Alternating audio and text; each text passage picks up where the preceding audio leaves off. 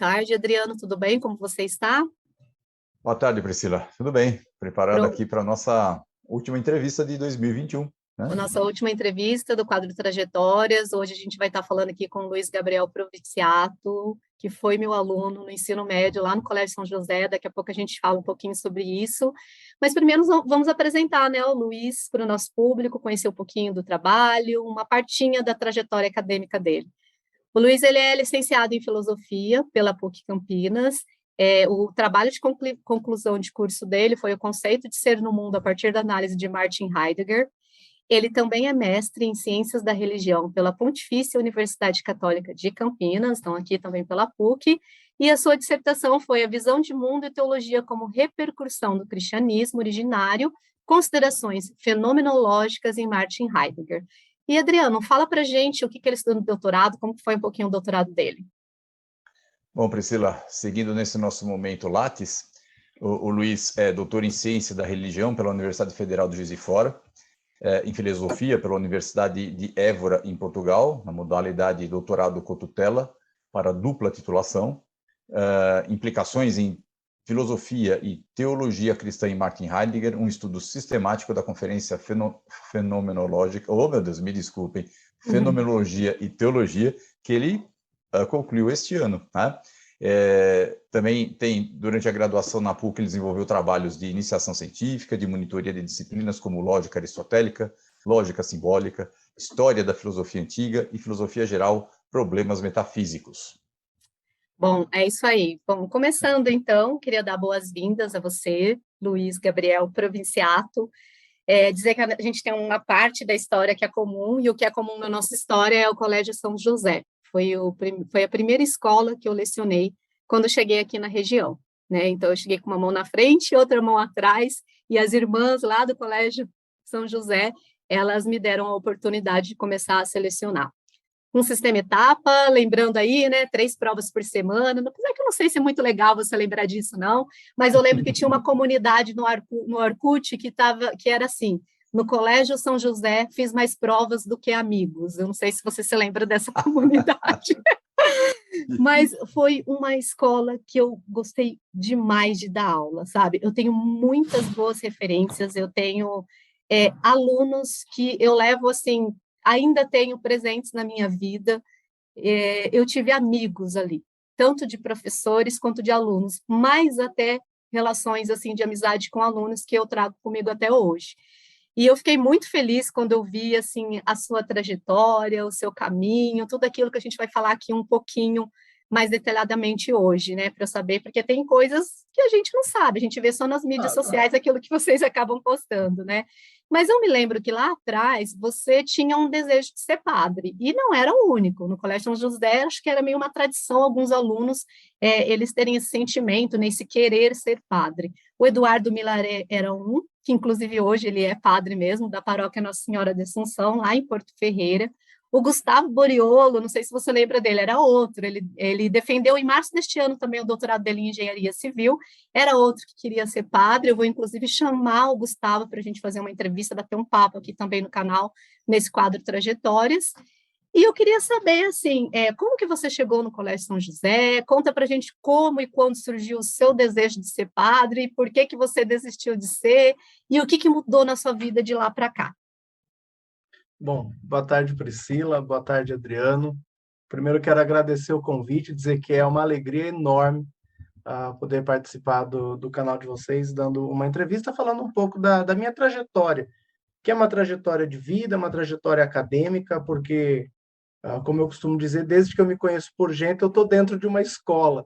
Eu fiz 29 anos esse ano e nunca saí de uma escola, do pré até o grau máximo da titulação acadêmica que eu defendi na semana passada. Hoje está fazendo uma semana, dia 2 de dezembro, que eu defendi o meu doutorado de dupla titulação. E eu chego no Colégio São José em 2008, muito em razão já do meu desejo, ainda muito criança, tinha 15 anos, de ser padre. E eu vou para o Colégio São José em razão de um contato de um amigo padre, que era padre aqui na paróquia, na cidade onde meus pais moravam, muito amigo da nossa família, que conseguiu para mim uma bolsa de estudos no Colégio São José, uma bolsa de 100%. Eu tinha, na época, passado no Cotil para o médio e para o técnico, e tinha a possibilidade de ir para o Colégio São José com uma bolsa de 100%. Eu não venho de uma família rica, não venho de uma família de classe média, venho de uma família pobre. A gente não tinha condição de pagar o Colégio São José, e com uma bolsa dessa, eu tive a oportunidade de ir para uma escola de excelente qualidade, para estudar com excelentes professores, ter um ensino de qualidade que a minha mãe e o meu pai sempre disseram para mim que iriam me proporcionar uma possibilidade que eles não puderam ter.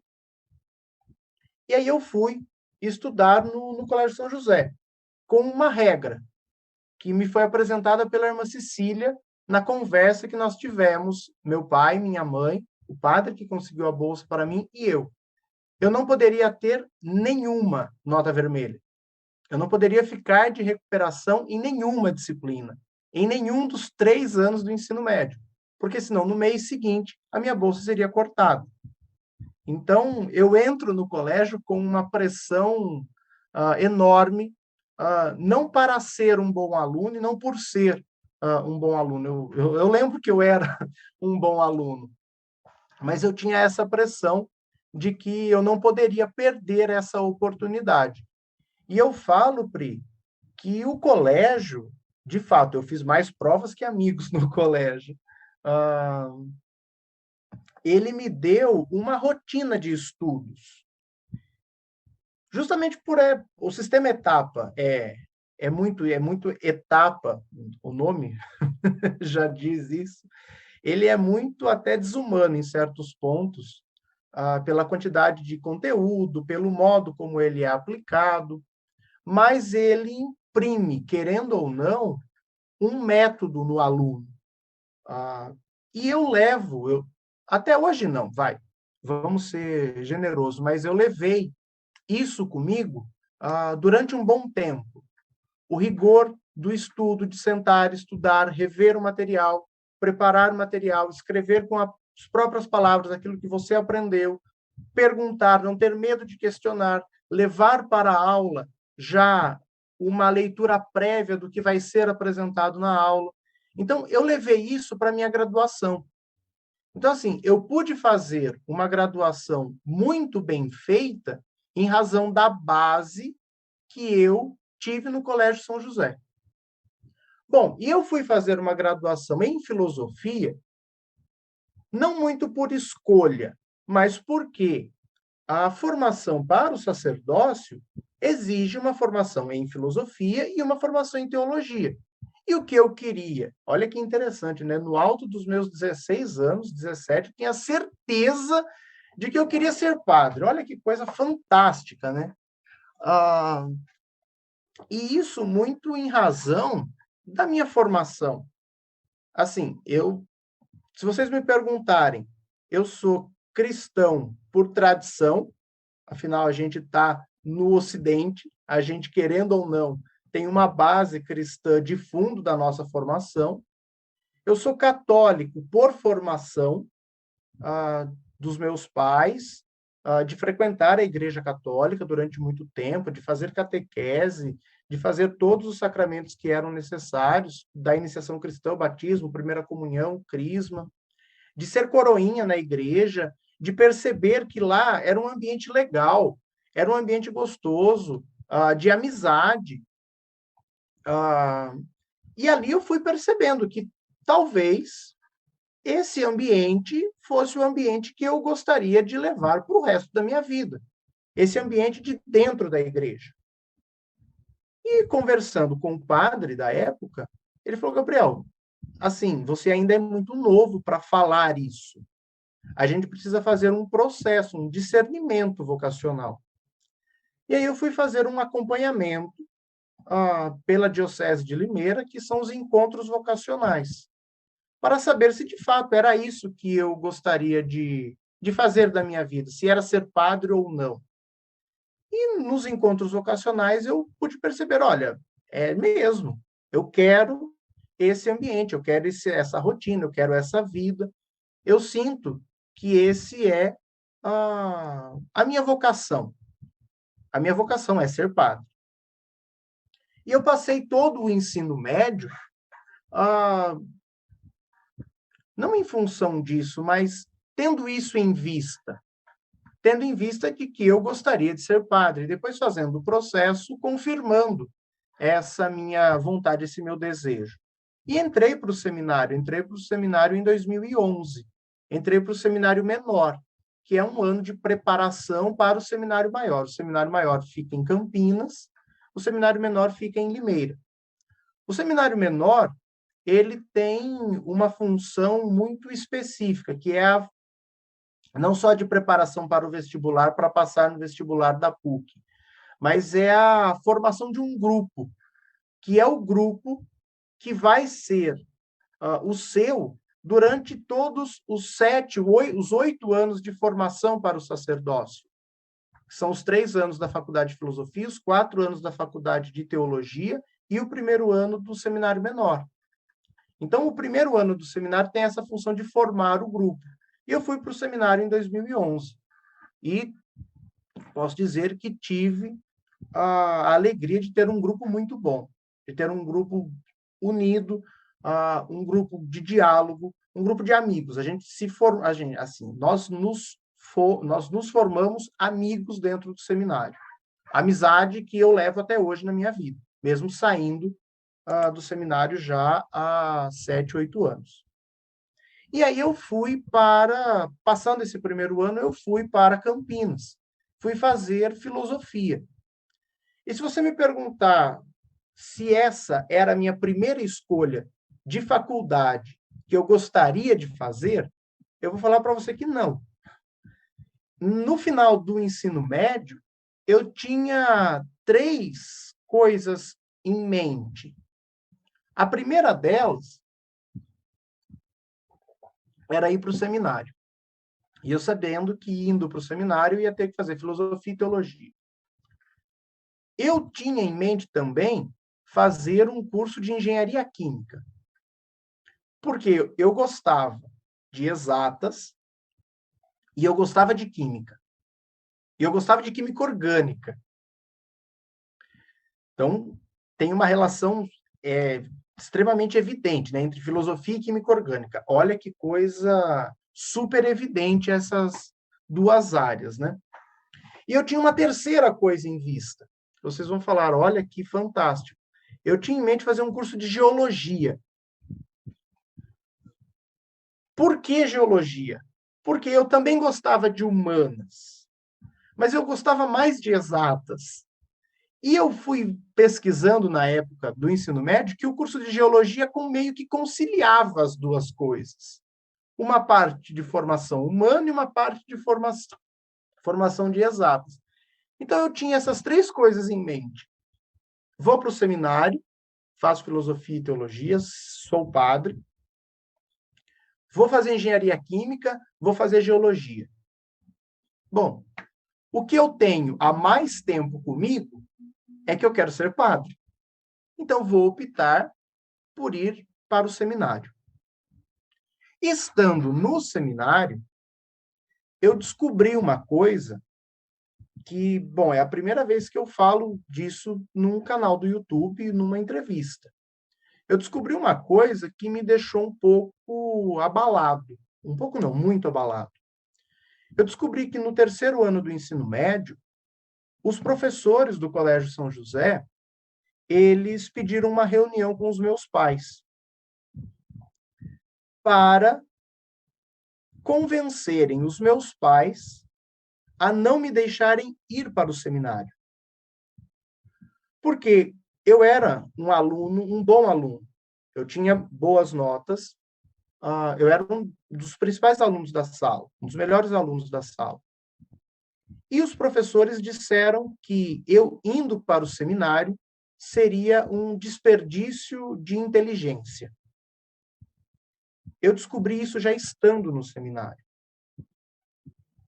E aí eu descobri que a resposta do meu pai foi o seguinte: a gente não vai proibir o Gabriel de ir para o seminário. Se ele for e ver que não é isso que ele quer, é ele quem vai decidir.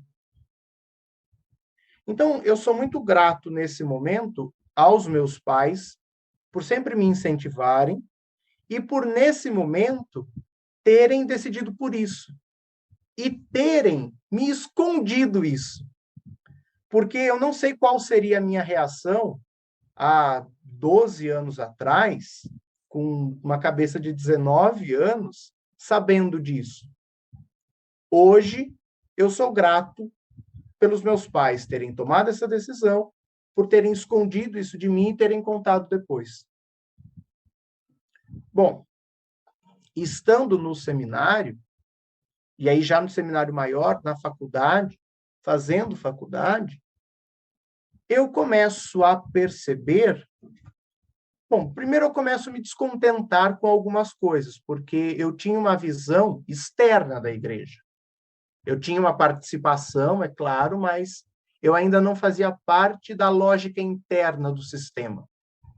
E foi entrando no seminário que eu pude ver como algumas coisas que aparecem na mídia também, como casos de pedofilia, como encobertamento sexual, como desvio de dinheiro.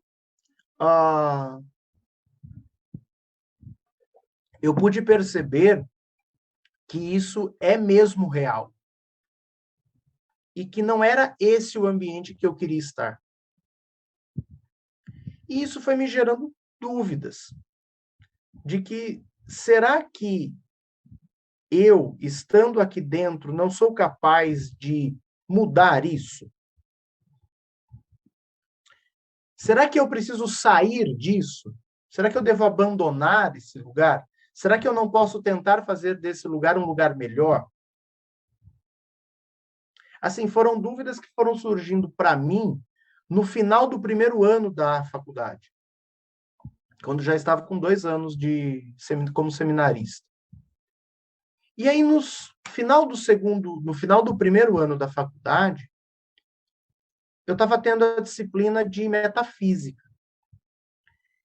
E eu conheci um texto do filósofo Martin Heidegger, que um professor nos apresentou para a aula, que é um texto que foi tirado desse livro aqui, Os Conceitos Fundamentais da Metafísica, Mundo, Finitude e Solidão.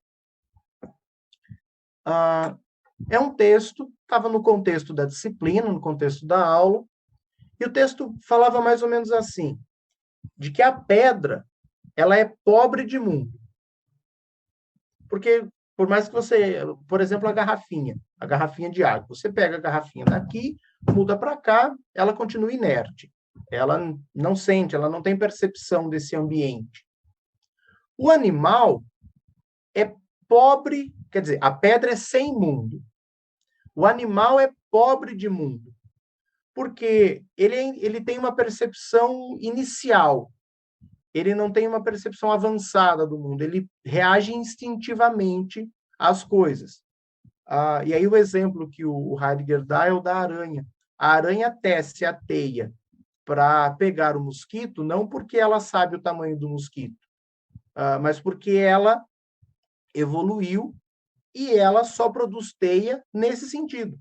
Ela não sabe produzir outra teia. E o homem, por sua vez, o ser humano, ele é formador de mundo. Ele é responsável pelas coisas que cria. É responsável pela condição em que se encontra. E lendo esse texto para a aula, foi como que se tivesse caído uma pedra da minha cabeça para o meu estômago. Como assim o homem é formador de mundo e é responsável pela situação em que se encontra? Então, eu sou responsável por essa situação na qual eu me encontro, de estar dentro do seminário e estar em dúvida se continuo aqui. Então, decidir por continuar ou sair é uma decisão minha. E eu sou o responsável por isso. Bom, isso me chamou muita atenção. Me chamou a atenção porque eu estava num momento de crise dentro do seminário, e me chamou a atenção também que um filósofo escreve isso. E eu falei, quem será que é esse tal Martin Heidegger? E aí eu fui fazer buscas, né? Google, procura algumas informações. Era a primeira vez que eu tinha tido contato com esse filósofo. E aí eu descobri que o professor que deu o texto é um especialista em Martin Heidegger. E aí eu fui conversar com ele. Fui conversar com ele, falar para ele dos meus interesses, de que o texto era muito interessante e de que eu gostaria de me aprofundar um pouco mais nos trabalhos a respeito do Heidegger na graduação. E aí o Renato, o professor Renato, falou o seguinte, Gabriel, na universidade existe a iniciação científica, você conhece? Eu falei, conheço, a gente já foi apresentado a ela no começo do primeiro ano da graduação. Ele falou, então, eu tenho um projeto de iniciação científica que é sobre o Heidegger, mas não é sobre esse texto. É sobre a relação entre filosofia e religião no começo do pensamento do Heidegger, quando ele começa a dar aulas na década de 1920, e tem um curso sobre fenomenologia da religião. Você quer ler o projeto para ver se te interessa? Falei, olha, eu quero, porque é um tema de religião, estava interessado em religião, afinal eu era seminarista, é meio óbvio se interessar por religião, e estava começando a me encantar pela filosofia. Eu li o projeto, gostei do projeto, e fui conversar novamente com o professor Renato para falar para ele que eu gostaria de fazer iniciação científica. E aí ele falou, olha, então a iniciação científica ela inicia em agosto do segundo ano letivo da graduação e termina em julho do terceiro ano da graduação, então no seu último ano. Muito bem. Então, do segundo ano da graduação, eu ainda estava com essa coisa rememorando, eu sou responsável pela situação em que eu me encontro, e eu comecei a fazer iniciação científica, comecei a trabalhar com pesquisa dentro da universidade. E aí eu não consigo descrever muito bem esse momento. É como se fosse um estralar de dedos. Porque não é processual a coisa. É como se houvesse uma quebra. E, de repente, eu me vi encantado. Essa é a palavra, é um encantamento pela pesquisa acadêmica.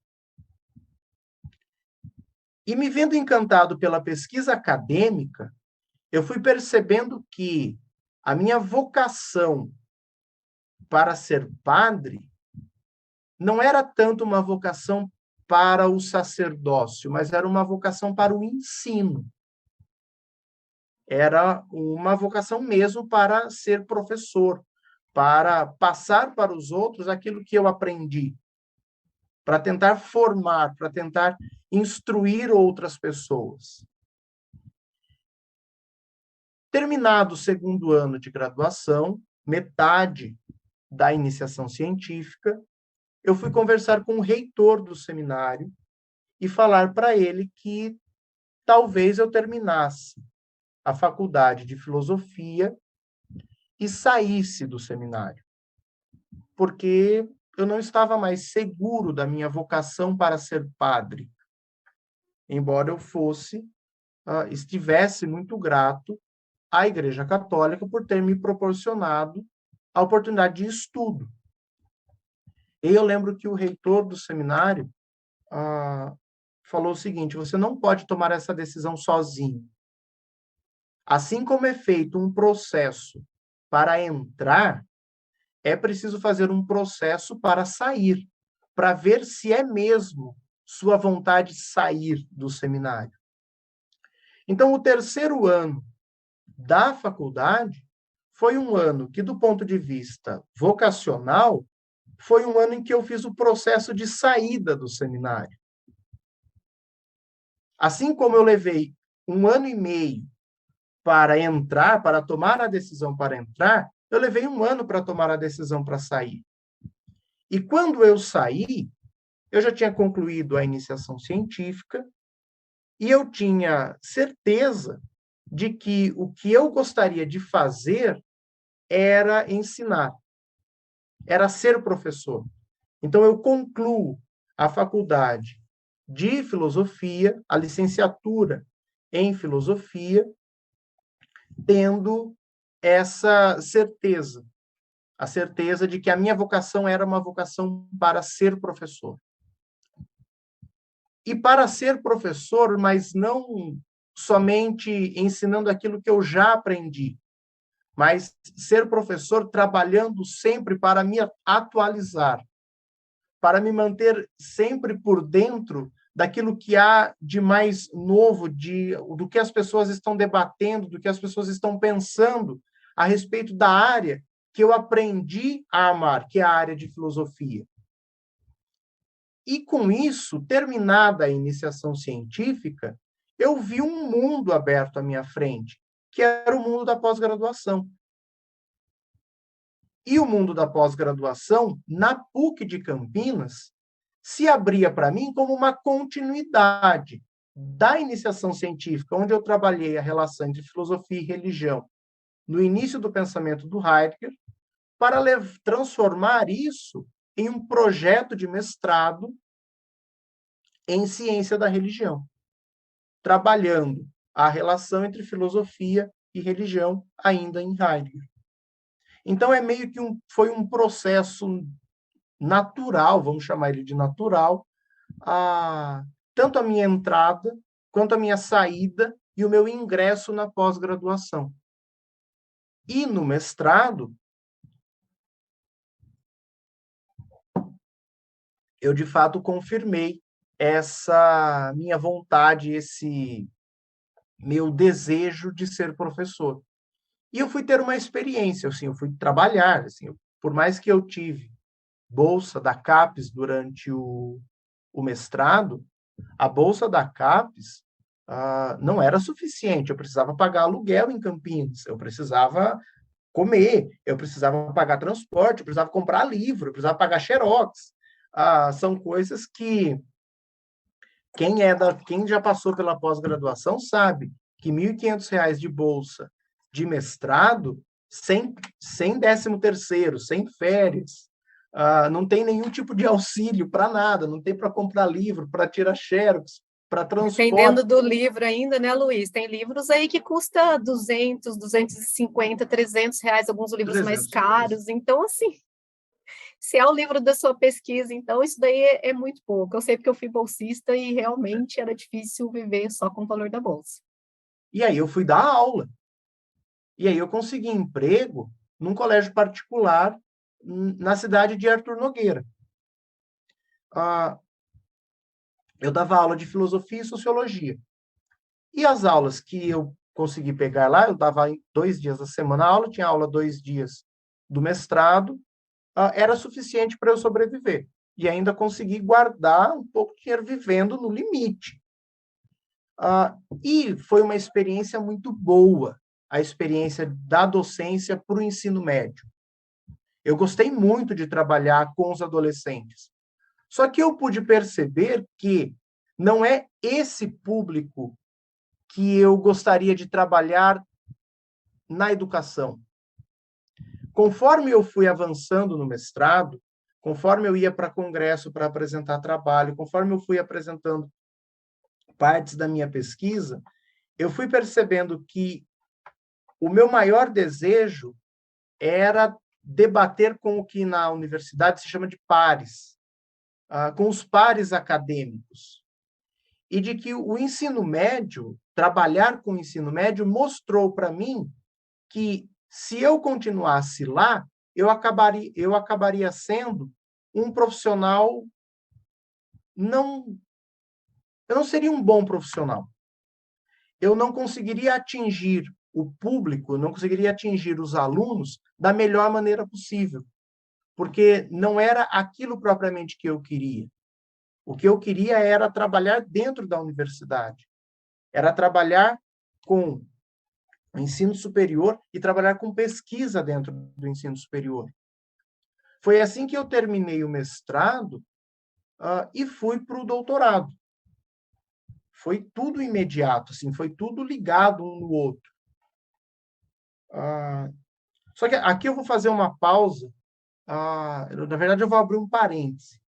Antes de falar da minha ida para o doutorado, eu preciso falar que quando eu saí do seminário, em 2014, eu fiz um projeto de vida. Um projeto de vida que eu estimei, na época, para durar 10 anos. Então, se a gente pôr na ponta do lápis, ele ainda está em vigência. E nesse projeto, eu tinha 5 principais objetivos. Era concluir o mestrado, concluir o doutorado, se possível, ter uma experiência de estudo ou de moradia fora do país, porque isso não dependia exclusivamente de mim, a gente depende de recursos, depende de editais, de passar em provas, tem toda uma burocracia para isso. Namorar e ter um carro. Eu queria comprar um carro. Nesses 10 anos, eu posso dizer que em 6 eu concluí o mestrado, concluí o doutorado. No doutorado, fui para Portugal, fiquei em Portugal durante 1 ano e meio, fazendo sanduíche, depois voltando para fazer o doutorado com tutela, que a gente já fala disso. Conheci a Heloísa logo depois que eu saí do seminário, 1 mês depois que eu saí do seminário, eu conheci a Heloísa. Então as pessoas falam, foi a Heloísa que tirou você do seminário. Não, mentira. Eu não conhecia a Heloísa. Conheci ela de vista, mas nunca pensei em namorar a Heloísa. E aí um dia, olha que outra coisa interessante, né? A gente se conheceu numa quermesse da igreja. Eu tinha acabado de sair do seminário, me mantinha ainda com alguns trabalhos pastorais, que depois de um tempo eu acabei me desligando disso também. E aí eu vi aquela moça e falei, caramba, olha. Fui me aproximando, conversa, um lero aqui, um lero ali, convidei para sair, aí a gente começou a namorar. Aí faz 4 meses agora, em dezembro, que a gente casou. Então, E o posso carro? dizer que eu ultrapassei a meta do namoro. Em 10 anos eu namorei e casei. E casando, quem casa quer casa, não tenho casa, pago aluguel. Mas tem um carro. A gente comprou um carro. Então, em 10 anos, essas metas foram cumpridas. Então, é um projeto de vida que deu certo. Sim, você atingiu a meta.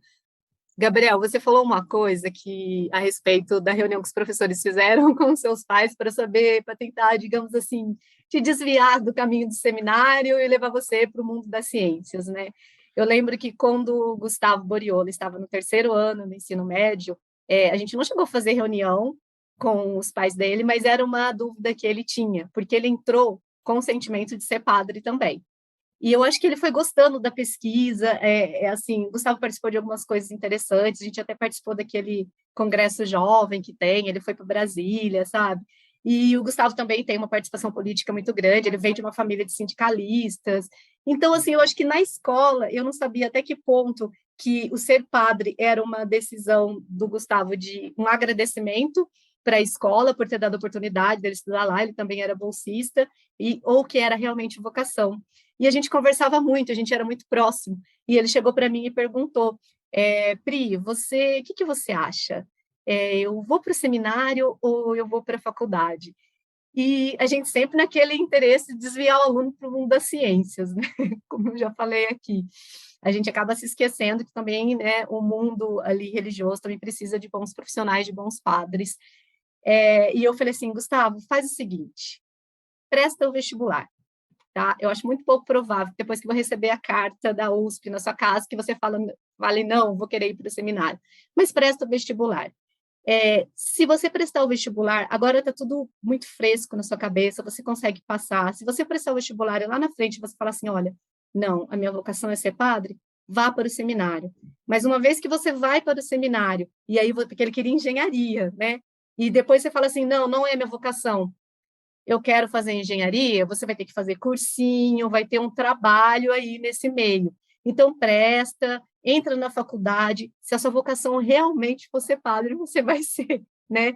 E ele hoje é doutor em engenharia, então, assim, a gente tem também uma outra história que lembra um pouco, né, a sua. Também achei muito importante seus pais não terem dito nada para você e ter dado a chance de você escolher, porque eu acho que isso permite também que a gente tenha um amadurecimento, né?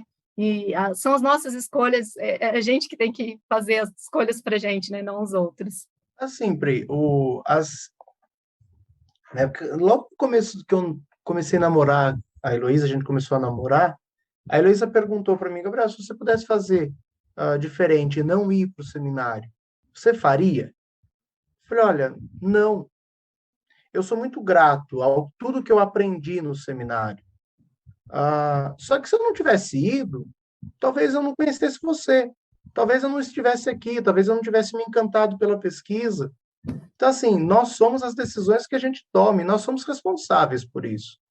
Então, eu acho que esse é o meu maior aprendizado nesse tempo. E o seminário, sim, foi um período muito bom. Foi um período muito bom da minha vida, aprendi muito lá. Luiz, eu queria aproveitar esse teu depoimento, que foi cheio de coisas importantíssimas e ricas, e eu queria destacar algumas delas. Primeiro, quando você falou da bolsa que você recebeu, né? Normalmente nessa situação, como você descreveu a sua, e como é de vários outros alunos que acabam sendo bolsistas, ou hoje cotistas, né?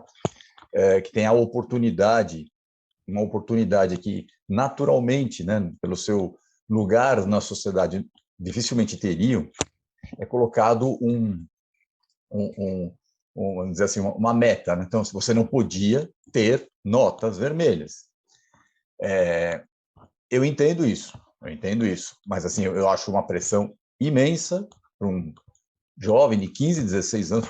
Imagina, filho, olha, você está tendo a chance da tua vida que seu pai não teve, sua mãe não teve, ninguém na família dele, você vai ter. Falar isso para alguém de 15, 16 anos, ainda hoje, tá? Você um pouco mais velho, em relação a Priscila, em relação a mim, eu então nem se fala, né? Assim, eu fiz rede pública minha vida inteira. Eram raros aqueles que conseguiam ir e ter bolsa em algum lugar. Então, eu acho uma pressão enorme, mas assim, entra ao mesmo discurso que vai se adaptando no tempo da meritocracia. Né? Parece uma dádiva que você recebe, né? Tem até uma questão até assim religiosa, espiritual. Assim, não, olha, você foi o escolhido para isso.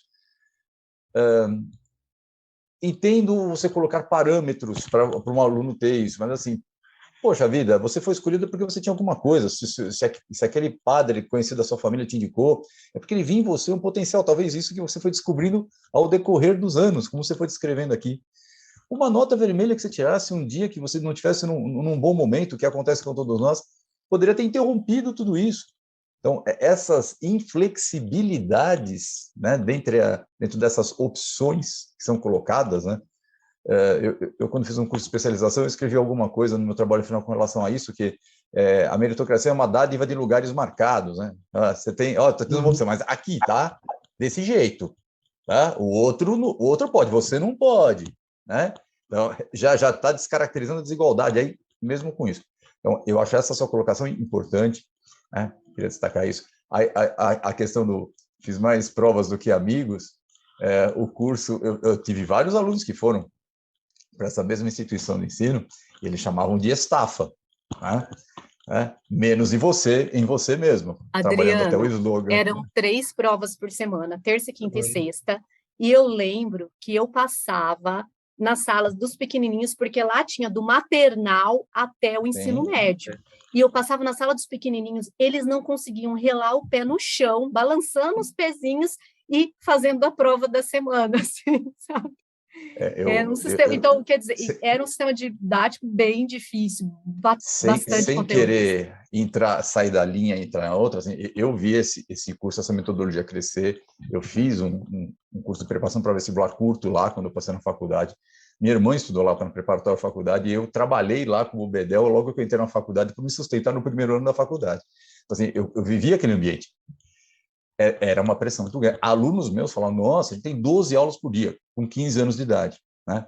Mas aí é outra coisa que o Luiz falou, meio que a forceps, isso coloca você num método, né? Então, assim, não estou justificando, muito pelo contrário, mas, assim, isso é importante, induzir um aluno a um método de estudo. O Luiz mostrou aí o quanto isso foi importante no decorrer de depois da vida dele como estudante até agora. E eu ouvia disso, né? Eu dei aula, por exemplo, para alunos que foram até o final do ensino, na época, primeiro grau, foram fazer o segundo grau nessa instituição e entraram na São Francisco. Estou lembrando do caso de uma ex-aluna. E ela falava, se eu não tivesse passado por aquilo, eu não teria conseguido me dar bem na faculdade. Ou como alguns alunos, né, no pré-vestibular, que é onde eu atuo, que fazem 1, 2, 3 anos de pré-vestibular, quando eles entram, eles falam assim, eu achava que eu estava perdendo tempo aqui, mas graças a isso eu consegui entrar e agora eu estou mais bem preparado na faculdade do que o aluno que veio de uma escola top de São Paulo, né? E falando tudo isso só para realçar uma coisa que eu já comentei aqui várias vezes. Para que serve o ensino médio? Qual é a função do ensino médio? O Luiz teve um discernimento muito grande, ele tinha uma coisa com ele que ajudou ele nesse caminho. Ele teve professores, que mesmo tendo feito, né, essa intervenção toda, mas isso não dá para você transformar isso num modelo do ensino médio. O ensino médio é falho, ele te joga no vestibular, você não sabe nem o que você quer da vida. E, Luiz, eu era para ser engenheiro, na hora H. Por que eu ia fazer engenheiro? Porque eu tirava notas boas em matemática, eu era um bom fazedor de exercícios, eu não era um bom matemático. Cheguei no cursinho, eu vi que não era minha. E agora, para onde eu vou? Você sabe o que eu prestei, Luiz? Geologia. Tá? Geologia. E fui para onde? Na FEFELESH. Tá? Aí depois história, geografia, área de humanas me conquistou e eu fui.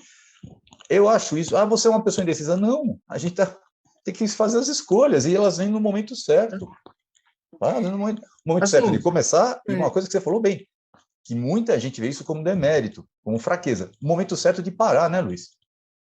Assim, Adriano, eu vou pegar um gancho do que você falou. Você estava falando da questão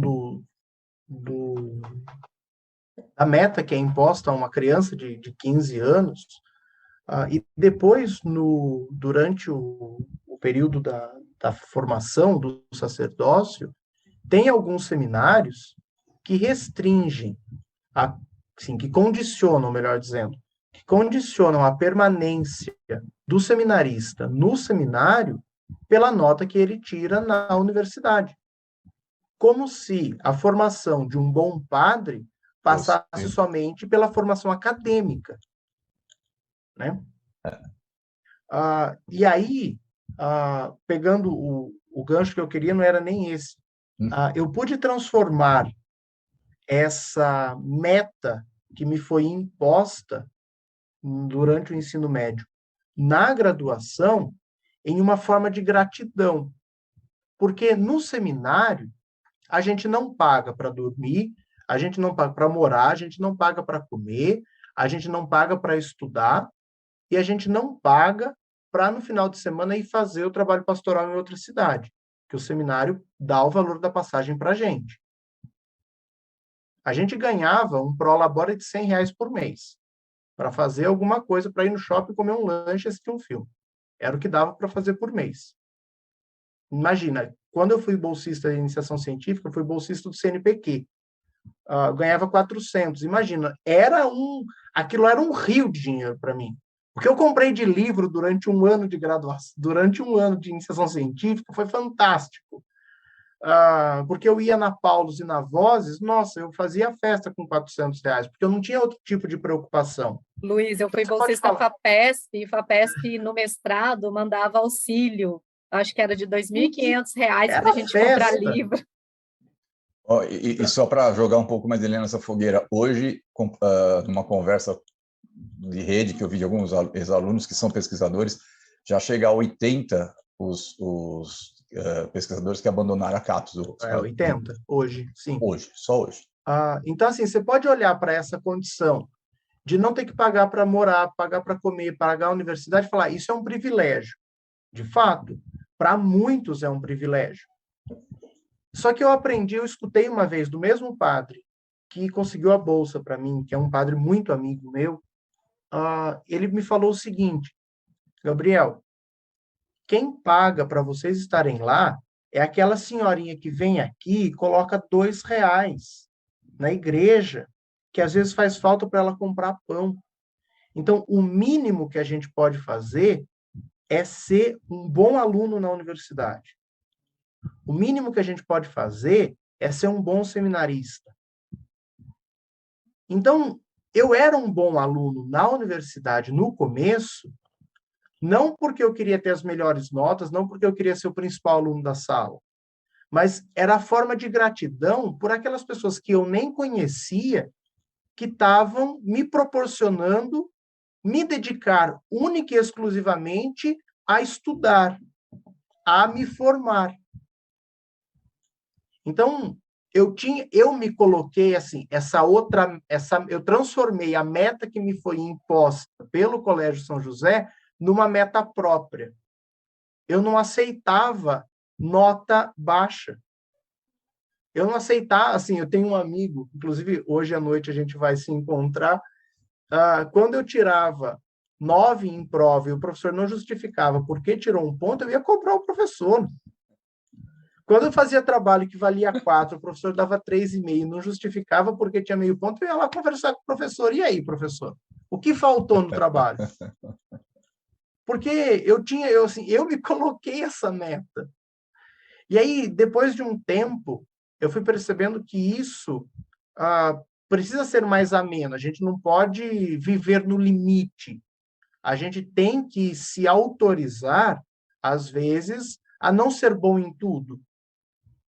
E está tudo bem não ser bom em tudo. Está ótimo não ser bom em tudo. Ninguém é bom em tudo. E quando você descobre naquilo que você é bom, aí sim você tem que se dedicar. E aí, no mestrado eu aprendi isso.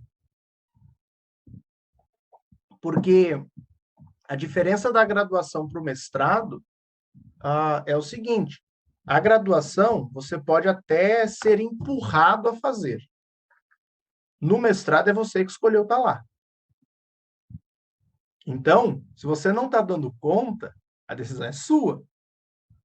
No mestrado, tem pouca disciplina, menor tempo, a pesquisa é mais tranquila hoje, que eu já concluí o doutorado, sei como que é. Eu sei que quem está passando pelo mestrado, eu sei da dificuldade que é. E quando você vai para o doutorado, é uma decisão ainda maior, é uma decisão ainda mais difícil. Porque eu ouvi do meu orientador de doutorado lá na Universidade de Juiz de Fora, numa das primeiras reuniões que a gente fez, o seguinte: a pesquisa do doutorado é sua. Eu apenas vou dar alguns parâmetros quando eu achar que são necessários. Agora é você quem vai fazer. Não é mais igual o mestrado, que tem que aprender muitas vezes a fazer pesquisa porque não veio da iniciação científica. Eu já cheguei no mestrado tendo alguma noção do que era pesquisa porque passei pela iniciação científica. Tinha gente que fez mestrado comigo que chegou no mestrado vindo direto da graduação, sem fazer iniciação científica. Era nítida a diferença. Você precisa aprender a fazer pesquisa do básico, de método, recorte, objetivo, tudo isso. E quando você chega no doutorado, é outra situação. É uma situação totalmente independente.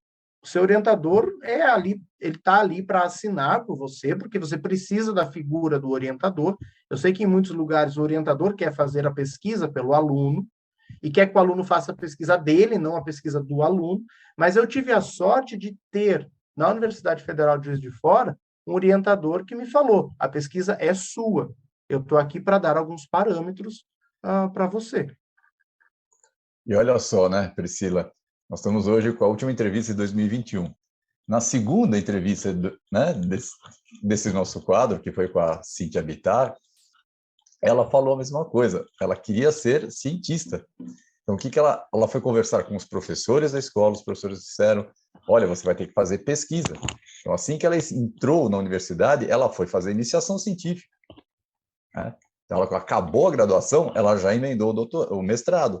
E os colegas que tinham a mesma intenção, mas por que você vai fazer mestrado? Ué, é fundamental para ser, né, pesquisador, para ser cientista, né, que era o sonho dela. Mas eu não sei como fazer. Você fez iniciação? Não, eu não fiz. Então, olha o quanto é importante. Estamos falando agora, pegamos uma outra discussão, né? Que nós temos o quadro Mulheres na Ciência, e todo mundo acha que é só biologia, né? Que ciência é só a área da biológica, não é a área das exatas, muito menos a de humanas. Né? Nós já tivemos um dito ministro que falava, quer fazer filosofia? Tudo bem, desde que pague. A pública não vai fazer isso.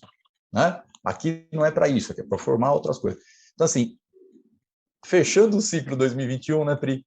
De novo, fundamental alguém que te oriente, que faça iniciação, que você aprenda. E quando você chegou no doutorado, eu acho que o teu orientador viu você já formatado, e falou assim, meu amigo, vamos lá, trabalha aí que eu só vou te dando os parâmetros. E aí o pós-doc, que eu sei que uma hora você vai fazer de braçada, né, Luiz?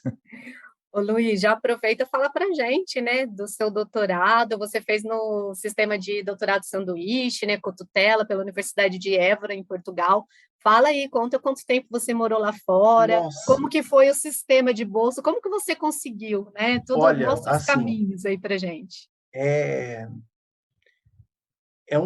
Sim, se eu paro para pensar, é uns caminhos loucos que eu não entendo como que eles, sim, às vezes eu não entendo como que um foi cruzando com o outro.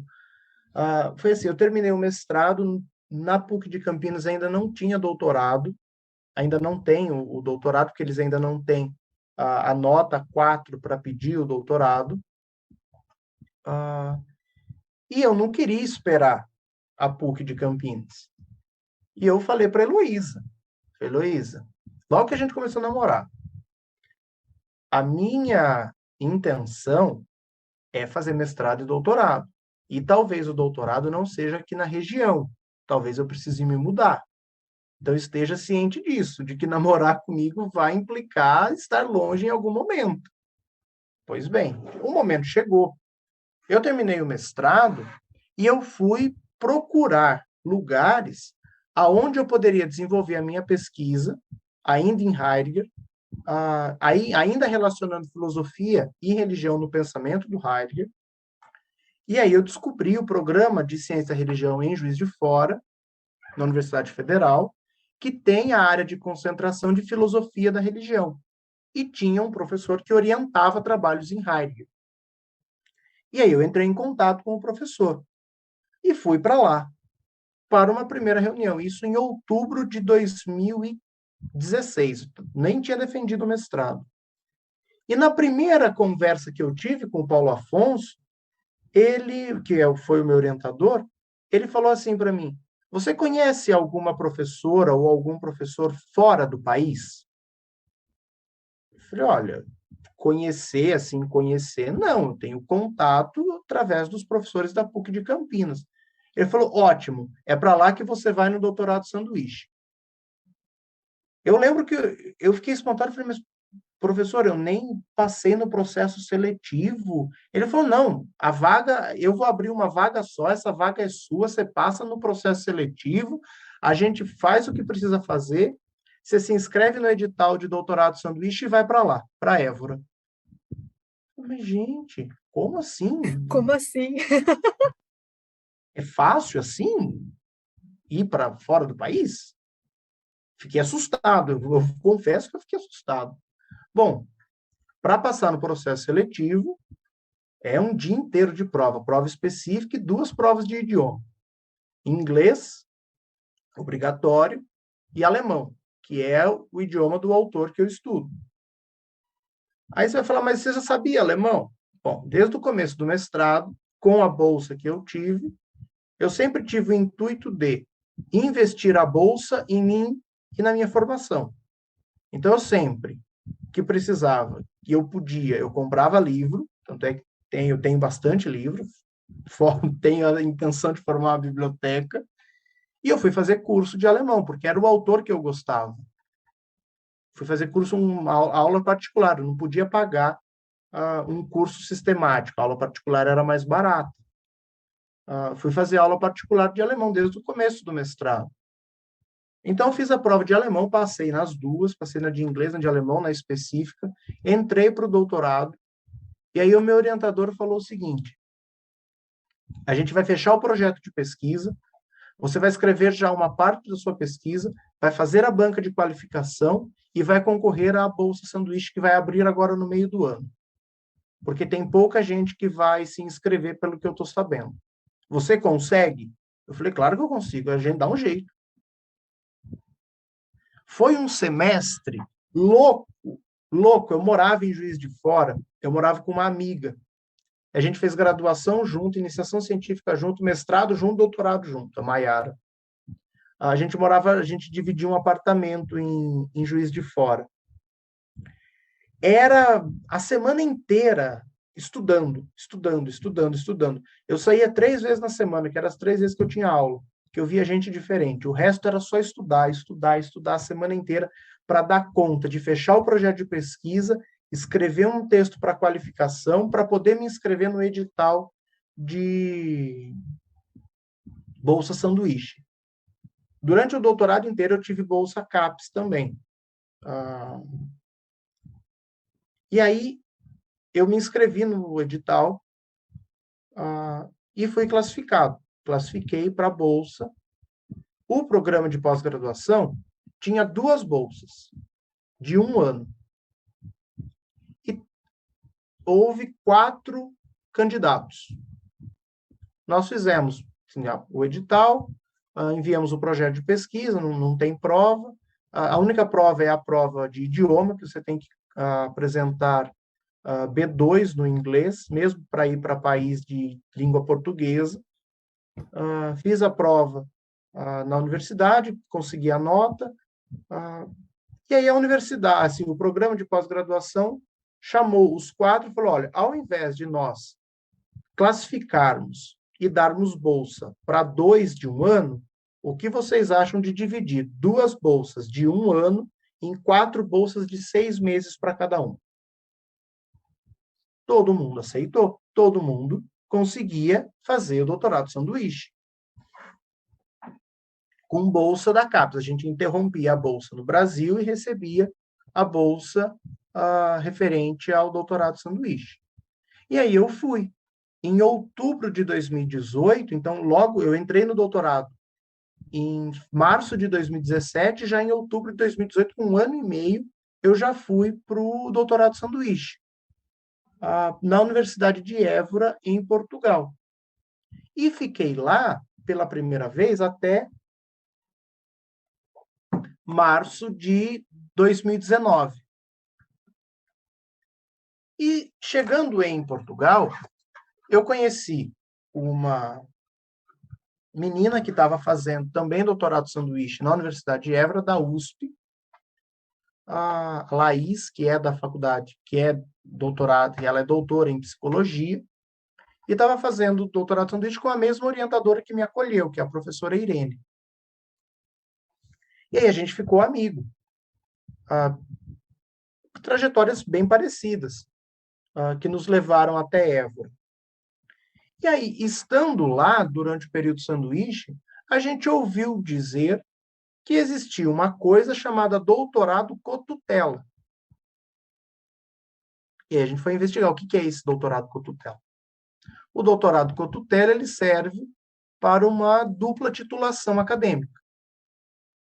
Só que para uma dupla titulação acadêmica, a princípio, em áreas comuns.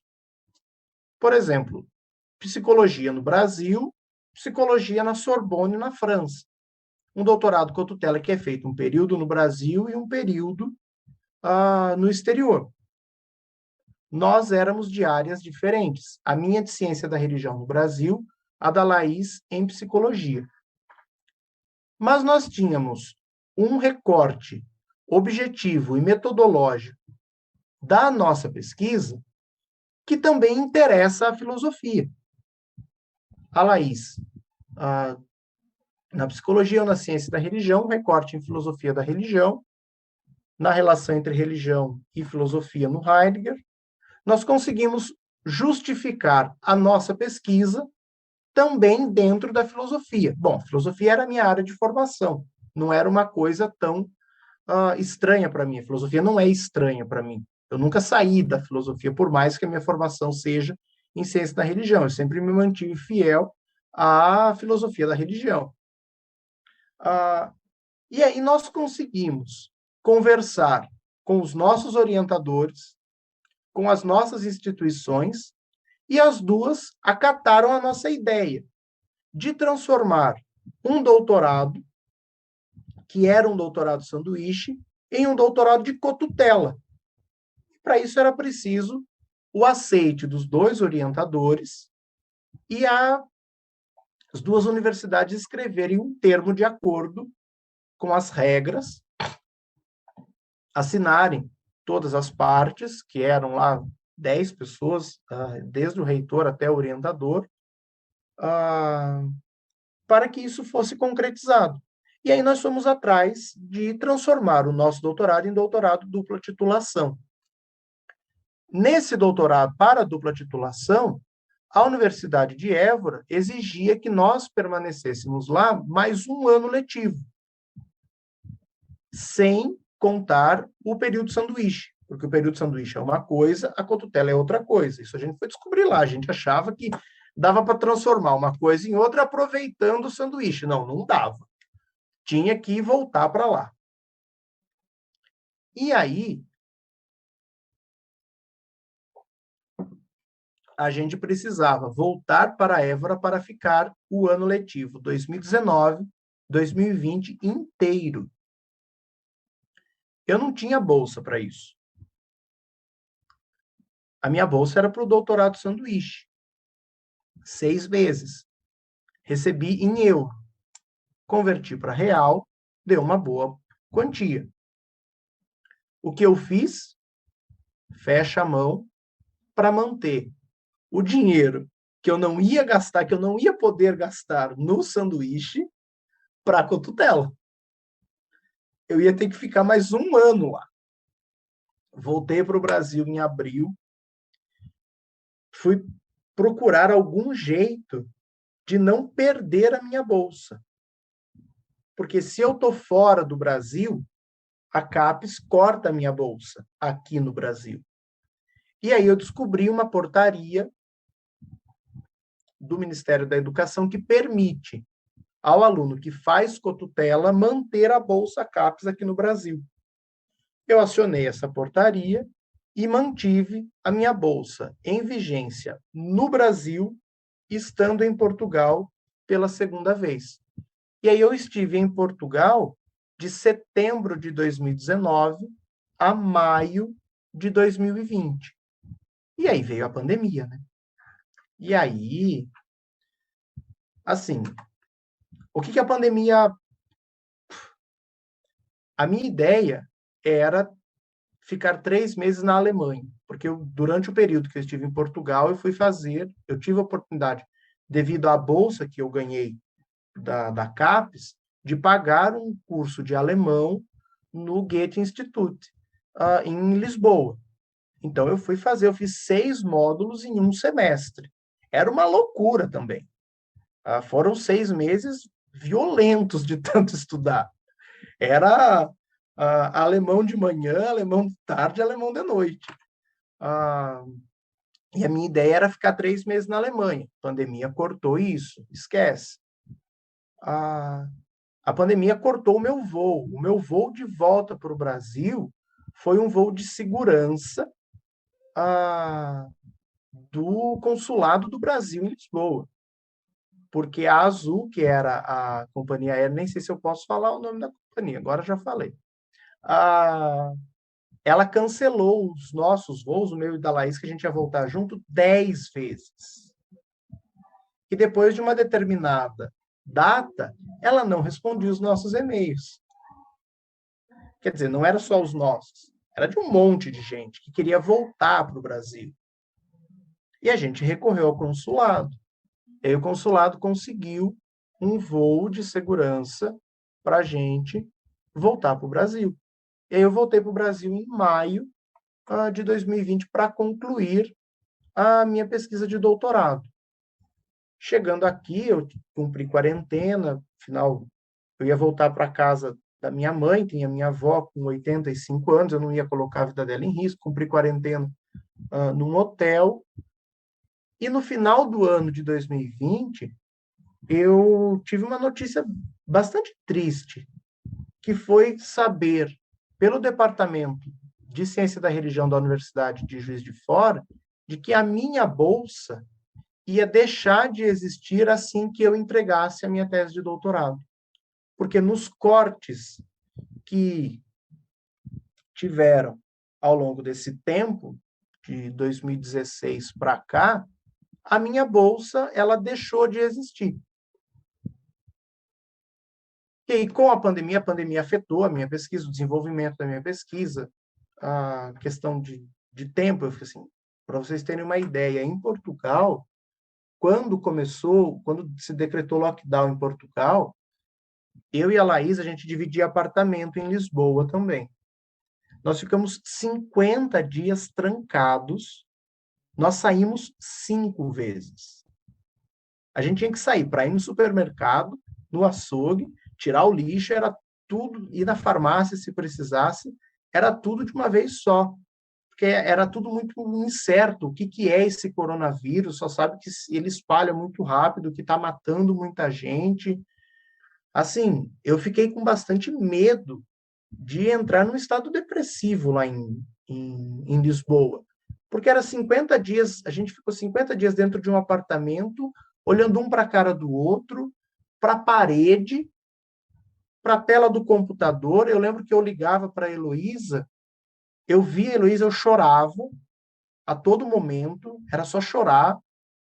E assim, não tem cabeça que consegue fazer pesquisa nesse momento. O meu doutorado está vindo para o final, né? 2017 e 2020. Era para eu ter concluído o meu doutorado no final de 2020, começo de 2021, dentro de uma normalidade de 48 meses de pesquisa. Eu voltei sem condição nenhuma de concluir o meu doutorado. Sorte que o Ministério da Educação permitiu que se prorrogasse as pesquisas sem os programas serem afetados por isso. E eu prorroguei a minha pesquisa por 1 ano. O ano de 2021 não era para eu fazer doutorado. Eu fiz doutorado com bolsa, porque também consegui estender a bolsa até setembro de 2021, e aí a minha bolsa deixou de existir, muito em razão disso.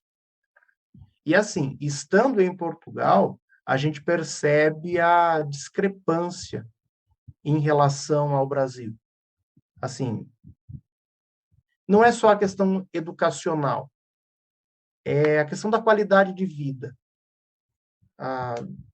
Se me perguntarem, para todo mundo que me perguntou quando eu voltei, o que você destaca da sua estadia em Portugal? O que é mais diferente em relação ao Brasil? Eu falei a segurança pública. É o fato de você sair e na mostra de cinema da universidade, que acaba à 1 da manhã, porque depois tem o debate, e você poder voltar para a rua tranquilo, sem saber que ninguém vai fazer alguma coisa com você.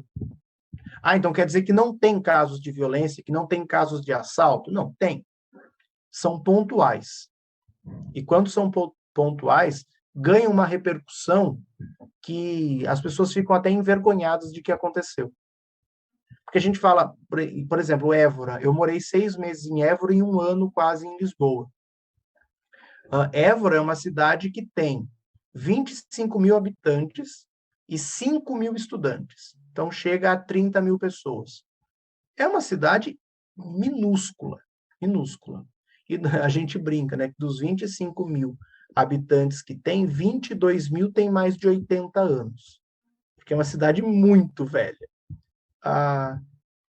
E é uma cidade muito tranquila, a cidade de Évora, além de ser lindíssima. Mas você vai para Lisboa, que é a capital. Mas Lisboa tem, acho que, na grande Lisboa, se tiver, acho que 200 mil habitantes. É uma cidade no Brasil média. Só que o transporte público, ele funciona, ele tem um custo baixo em relação ao salário que as pessoas ganham. Mesmo o salário mínimo em Portugal sendo um dos piores da Europa. A alimentação não é caro, tendo em vista o valor do salário mínimo, porque a gente não pode... É outra coisa que a gente aprende estando fora do país. A gente não pode pensar convertendo. Se a gente pensar convertendo, a gente não compra nada. A gente nem se alimenta. A gente não compra nem o arroz, nem assim, feijão quase não tem. A gente não compra fruta. A gente não compra o básico para a gente. O supérfluo é caro. Isso é verdade. Essa é uma coisa que eu aprendi lá. O supérfluo é caro. O básico, não. Para o padrão de vida básico, para uma qualidade de vida, as coisas têm um valor justo para todo mundo, independentemente de ser da marca A ou da marca B. Essa é uma coisa que eu aprendi muito lá em Portugal e que, assim, é uma discrepância gritante em relação à nossa realidade. Só para concluir, e aí, principalmente depois que eu voltei a primeira vez, porque depois que eu voltei a segunda, eu quase não encontrava as pessoas, né? Estava em pandemia, trancado dentro de casa, a gente tinha que cumprir a quarentena.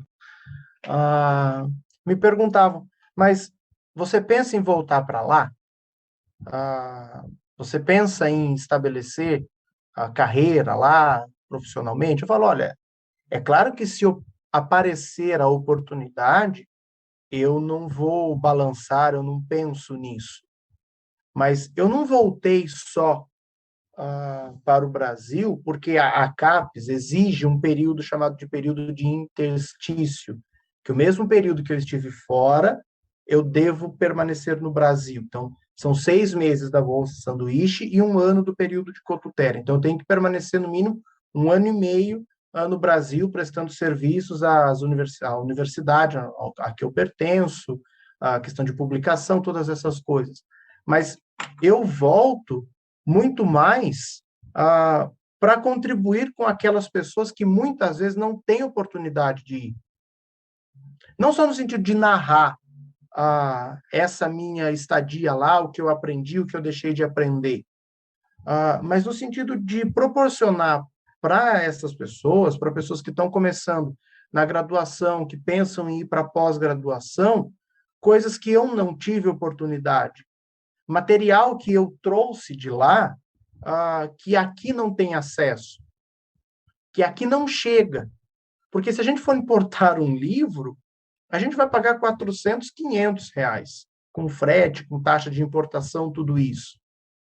E assim, eu tive uma orientadora que me deu também, que me ofereceu, que me presenteou com bastante coisa.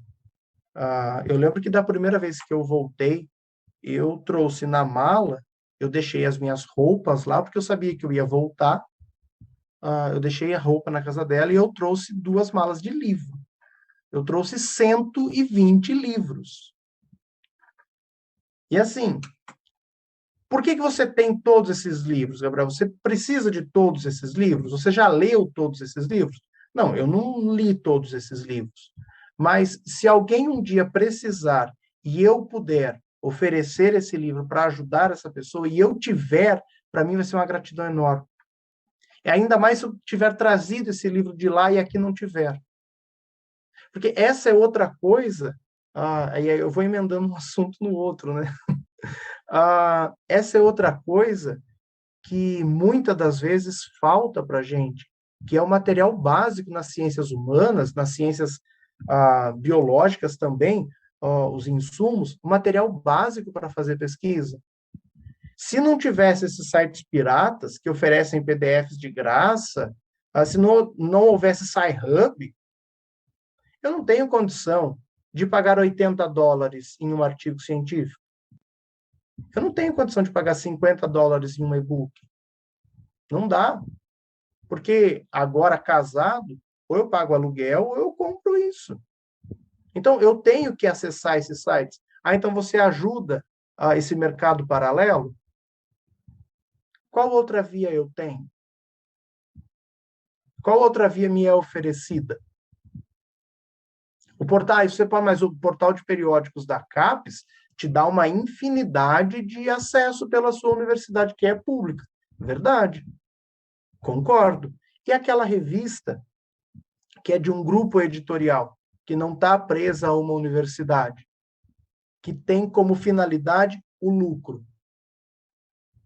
E que são as revistas mais bem avaliadas do mundo, que tem artigos de excelente qualidade, artigos de ponto, e que você sabe que se você pagar lá 40, 50, 80 dólares, às vezes é em libras, às vezes é em franco suíço, você sabe que você vai ter um material de qualidade.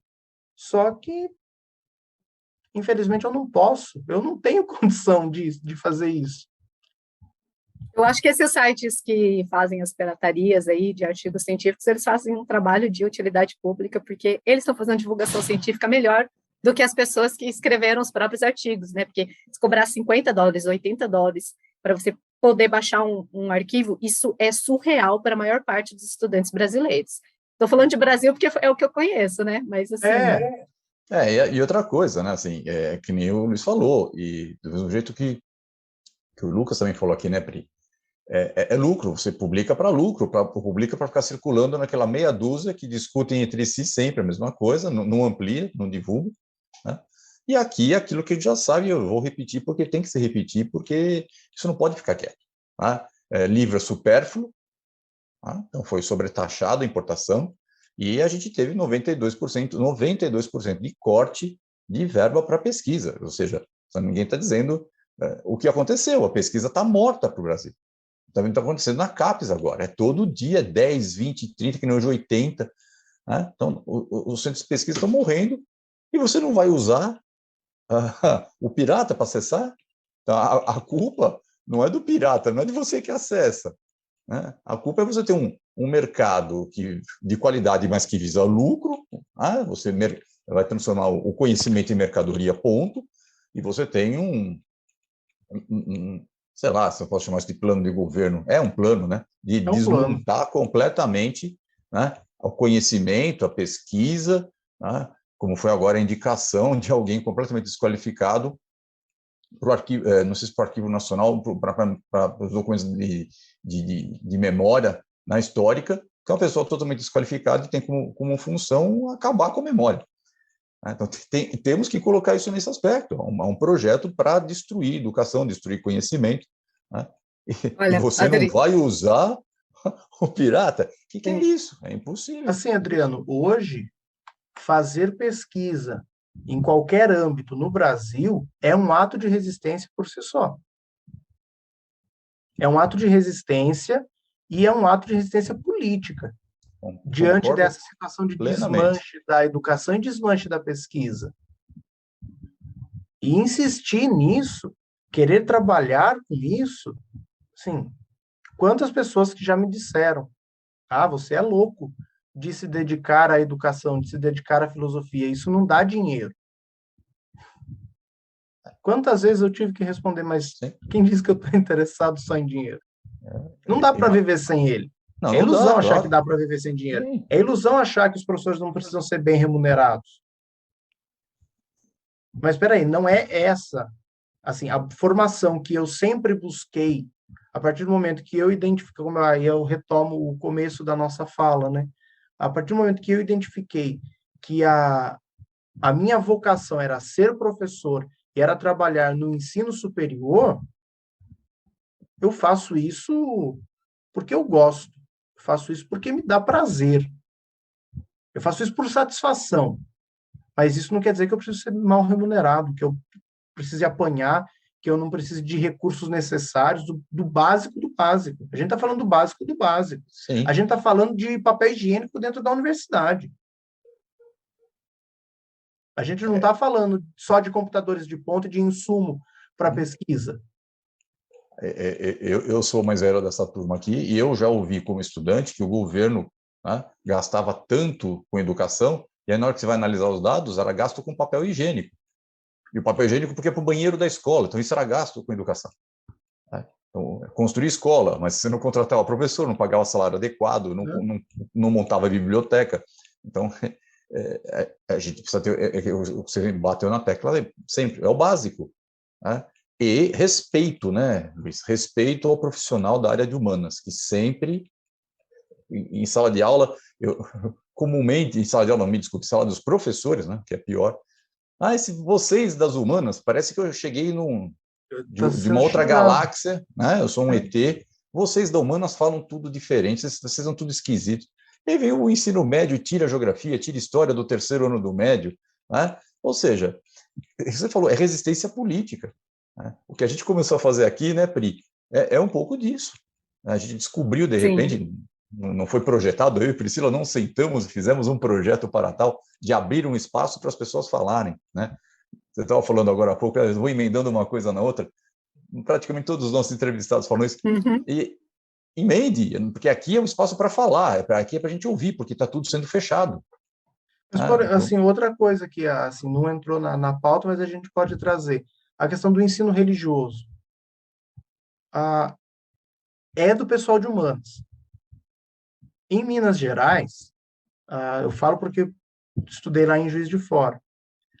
No ensino médio, eu não lembro se no Fundamental 2 já tem carga para ensino religioso, mas ele deve ser dado pelo profissional licenciado em ciência da religião. Diante do cenário atual do Brasil, é necessário uma carga de ensino religioso na escola pública para entender, por exemplo, a formação desse governo. E não só desse governo, mas, por exemplo, a tão esperada vinda do Messias, que a gente espera como presidente da República, não está ligado só ao sebastianismo que a gente estuda em história. Está ligado também a um fundo religioso. E o ensino religioso, ele não é um ensino confessional. Esse é um ponto que, assim, a área de ciência da religião, ela é relativamente nova como área acadêmica no Brasil. Ela se separou, que ela era uma sub-área da filosofia. Ela se separou em 2016. E aí foi a área de ciências da religião e teologia e a área de filosofia. Então, ela é relativamente nova, mas programas de pós-graduação em ciências da religião no Brasil já tem há mais de 50 anos. Só que nós ainda temos uma mentalidade de que ensino religioso é ensino confessional, de que é ensinar o beabá da fé, de que é inserir a pessoa na catequese, é ensinar as coisas da Bíblia, quem é Jesus. Não, peraí. O debate religioso vai além disso. O debate religioso, ele exige a pluralidade. Ele exige que se entenda a formação do povo brasileiro de diferentes matrizes religiosas, que não só a cristã. Por exemplo, as religiões de matriz africana, de que eu não tenho estudo a respeito disso, mas eu tenho colegas que se dedicam a isso. A presença do islamismo também, assim, a expansão do islamismo na África e agora chegando na Europa. As religiões orientais. Assim, não se trata de inserir essas pessoas no credo da fé, independentemente de que fé seja, mas de mostrar que a nossa cultura também tem uma matriz religiosa em sua formação. Eu acho que essa é a função do ensino religioso. E pregar também, pregar é uma palavra bacana, né? Porque ela é do âmbito religioso. O respeito pela outra religião.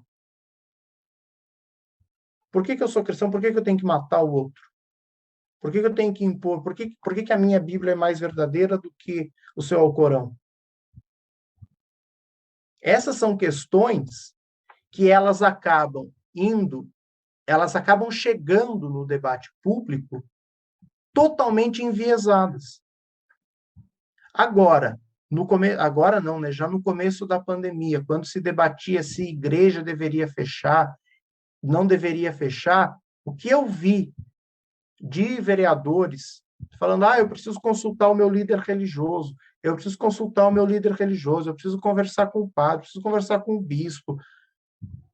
E nenhum deles falou, a gente precisa conversar com um profissional da ciência da religião. A gente precisa conversar com alguém da área da saúde. Eu acho que esse é um debate que ele é público, só que ele chega para o debate público totalmente enviesado. E esse é um problema. Porque aí a gente vai acabar querendo defender o nosso nicho, defender o nosso grupo. A gente vai acabar radicalizando a situação. Assim, o que a gente vê hoje no debate político é essa radicalização, que tem um fundo religioso. Que tem um fundo religioso. Acabamos de viver esses dias um episódio desse, né? Com o ministro do STF terrivelmente pontinho. Evangélico. Certo? Eu gostei de uma colocação feita por um senador, precisamos de um ministro do STF terrivelmente democrático. Não terrivelmente... Né? É isso, e a debate da religião que você falou, sempre vai passar pelo confessionalismo, por radicalização, a minha religião é certa, a tua errada. Caramba, notícias no Brasil de mesquitas sendo queimadas, o Alcorão sendo queimado. Pois é. Sabe? Sem contar, isso, porque é uma novidade, mas a perseguição às regiões matriz África, então nem se fala. Há muito tempo. Você sabe que, Adriano e Luiz Gabriel, uma coisa que o Colégio São José me ensinou. Eu entrei no colégio, eu achei que eu não fosse ser contratada, porque na entrevista me perguntaram qual era a minha religião, e eu disse que eu não tinha religião, né? Então, eu falei assim, bom, um colégio que é confessional, ele não vai contratar uma professora que não tem religião. Então, eu estou fora. E eles me ligaram, né? Depois, passei na entrevista, tudo, para me contratar. Mas dentro do colégio, eu pude perceber algumas coisas também. Assim, as próprias aulas do Elder, você teve aula com ele? Tive, claro. Que não eram aulas de religião, como a galera pensa, né? Talvez as madres lá nos anos iniciais, elas de fato ensinem a criança certinho dentro da doutrina católica, mas a filosofia e a aula de religião do Elder ensinava a pessoa a viver dentro desse espaço mais democrático, onde as religiões fazem parte. E eu tive isso num colégio católico, coisas que eu não tive em outros colégios que não eram confessionais, sabe? Ali era um espaço muito plural. Eu fui em reunião de escolas dominicanas, então, assim, ia lá, Priscila, o Helder, Priscila, vai ter uma reunião lá na paróquia, você não quer ir, porque eu não posso ir? Eu falei, mas, Helder, eu não entendo nada, eu não sou católica, eu não tenho religião. Não, vai que você vai dar conta, sabe? Então, assim, era um espaço muito bacana, muito plural, eu aprendi a conviver ali dentro com pessoas que tinham religião e tinham evangélicos dentro também do Colégio São José. É importante falar isso, né? Que tinham alunos que não eram católicos, que estavam, eu lembro da Juliana mesmo, que era evangélica, né? O Vilmar, eles eram ali e eles estavam dentro de um colégio católico. Então, a gente precisa aprender a entender que a gente vive num mundo plural, num mundo diverso, né? E entender um pouquinho mais das religiões para não ter tanto preconceito com aquilo que a gente que está um pouquinho mais distante, que a gente não conhece. Não, é exatamente isso. Esse é um dos ganhos que ter ido para a área de ciência da religião me trouxe. É ter contato, porque querendo ou não, a gente acaba fazendo disciplinas que não são da nossa área de concentração, por obrigatoriedade, que a gente acaba tendo contato com religiões de outra matriz. Então, assim, no começo eu disse que eu sou cristão por tradição, católico por formação. E se você me perguntar qual a sua religião hoje, eu não posso falar que eu sou católico. Eu faz bastante tempo que eu não vou na igreja católica. Tenho lá as minhas razões para não ter ido. Só que você acredita só em um Deus? Bom, tá, tudo bem, a figura de Jesus Cristo para mim ainda é uma referência. Tá, se você me perguntar, para você Cristo é o Filho encarnado de Deus? Tá, eu acredito nisso. Só que eu não posso desacreditar da existência, eu não posso negar a existência de tantas outras figuras religiosas, de tantos outros deuses e deusas. Para mim, há uma diversidade. Então, há um só. Eu ficaria muito feliz se houvessem vários. E isso que eu aprendi nessa trajetória. Então, cristão por tradição, católico por formação e não consigo me descrever por opção. Isso aí. Não, é o seguinte, a gente não falou nada de Heidegger, né? Então, vamos deixar um convite para o Luiz vir uma próxima para falar de Heidegger. Claro, será uma alegria poder falar porque, do nossa, Heidegger. é como você falou, aqui é assim, a gente elabora um roteiro para ter uma referência, e a conversa vai rolando, né? E a gente deixa o entrevistado rolar, porque é essa, vamos dizer assim, a filosofia do nosso canal, né? Do canal da Priscila, que eu estou aqui como parceiro. Né? Mas... Né? Então, você já está convidado para uma próxima, ano que vem, para falar de Heidegger. Né? Claro, a gente faz uma introdução. Tem muita coisa interessante da vida dele para a gente falar, né? Muita coisa polêmica, inclusive. Polêmico. Bastante polêmico. Eu já tinha algumas referências. O Adriano foi caçar. Não, eu já tinha ouvido isso, né? É muito complexa, né? A vida dele, isso gerou muita polêmica recentemente, inclusive. Eu não me lembro onde foi. Eu fui fuçar, falei, nossa, mas tem tanta coisa que merece agora está merecendo um espaço para ele. Então, o próximo aliás, estamos tentando criar um quadro, sabe, Luiz? Porque assim, tem o Mulheres na Ciência, tem o Trajetórias. Outro dia me perguntaram, e os homens entram aonde? Mas é bom, a gente vai criando quadros, né? Olha, então já tem 26 na lista para 2022, o Luiz vai voltar. O Luiz repeteco, então. Opa, claro, com toda certeza. Pode contar comigo. Legal, Luiz, muito bom. Quero agradecer, eu quero parabenizar pela iniciativa, eu acompanho algumas entrevistas das Mulheres na Ciência, porque eu aprendi com a minha amiga Laís, que que a gente começou a nossa amizade lá em Portugal, eu falo que é a irmã que a vida me deu, porque os meus pais não me deram irmãos, a vida me deu a minha irmã Laís. E eu aprendi com ela uma coisa a respeito das mulheres, ela fala o seguinte, quando uma mulher se mexe, tudo ao redor muda.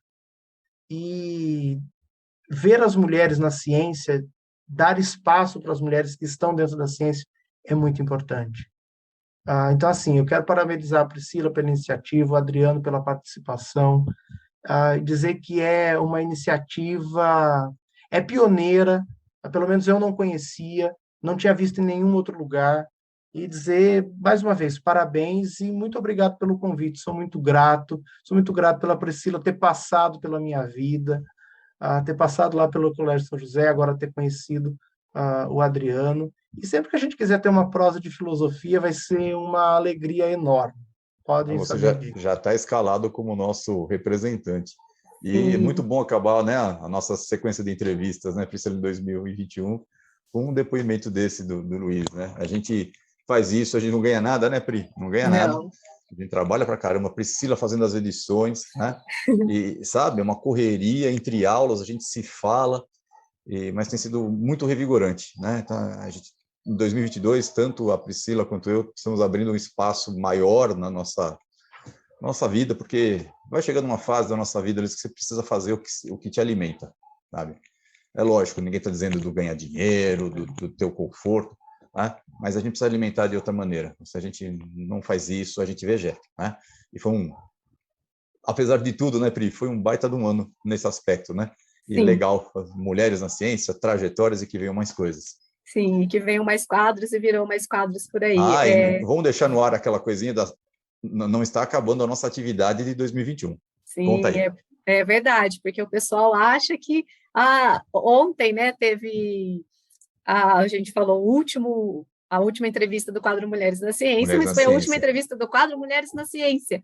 Então, a sua, Luiz, é a última do Trajetórias, mas a gente ainda vai ter a nossa live de despedida e tem umas surpresinhas por aí. Presentinhos de Natal, né? Uhum.